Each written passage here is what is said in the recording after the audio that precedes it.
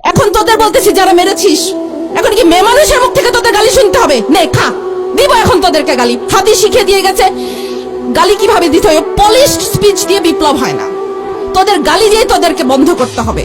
তোরা হাদির গালি সহ্য করতে পারিস নাই, হাদিকে শেষ করে দিয়েছিস। গুলি লেগেছে হাদির আদর্শে, জুলাইয়ের মতাদর্শে।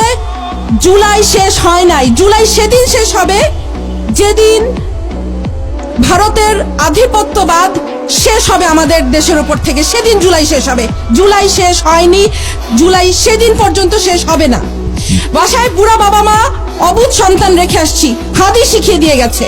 হাদি শিখিয়ে দিয়ে গেছে যে আল্লাহর জিম্মায় সংসার বাচ্চা কাচ্চা ফেলে রেখে এসে রাজপথে কিভাবে বসে থাকতে হয়, রাজপথে কিভাবে ল্যাটকা মেরে বসে থাকতে হয়, হাদি শিখিয়ে দিয়ে গেছে।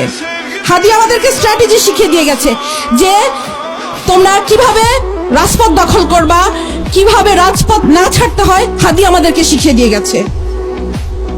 ৭১-এর ১৬ই ডিসেম্বর আমরা বিজয় দিবস পালন করি। আজকে মনে হচ্ছে আমাদের বিজয় আসে নাই।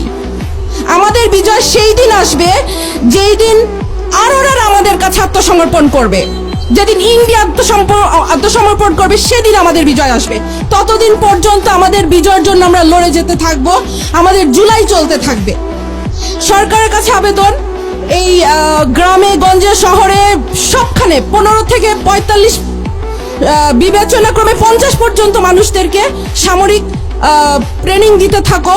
কারণ যেই ১০০ আততায়ী ঢুকেছে বর্ডার দিয়ে, এই ১০০ আততায়ীকে আমাদেরকে মোকাবেলা করতে হবে। সেই আততায়ীদেরকে মোকাবেলা করার জন্য যে শকুন থাবা উঁচিয়ে রেখেছে চারিদিক থেকে ইন্ডিয়া, সেই ইন্ডিয়াকে আমাদেরকে মোকাবেলা করার জন্য আমাদেরকে ঘরে ঘরে মা বোন ছেলে মেয়ে নির্বিশেষে ট্রেনিং দিতে হবে, কারণ আমাদেরকে এদেরকে মোকাবেলা করতে হবে।